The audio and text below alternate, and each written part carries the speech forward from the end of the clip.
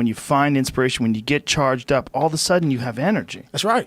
It's weird. I talk about in the book also is about I learned how to control my adrenals.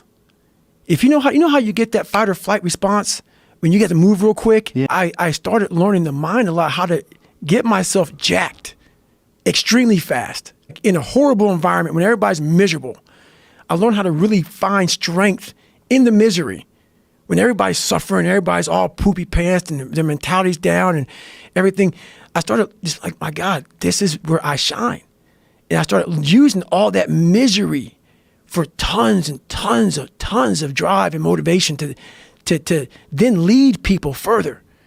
Because you can get a lot of power through misery.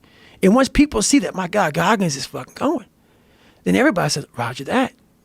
Let me get my shit and go too. I started realizing that if you can just find strength just a little bit longer, you will have a crew of people following you along the way.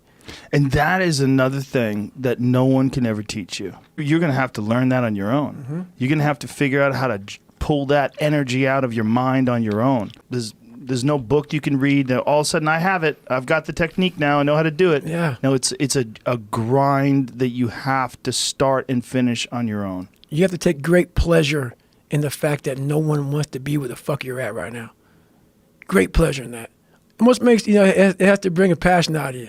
It has to bring something very, very weird out of you, man. People don't really understand what that is. When you're in the worst environment possible, the worst situation possible, and everybody's looking like, God, man, I hope this ends.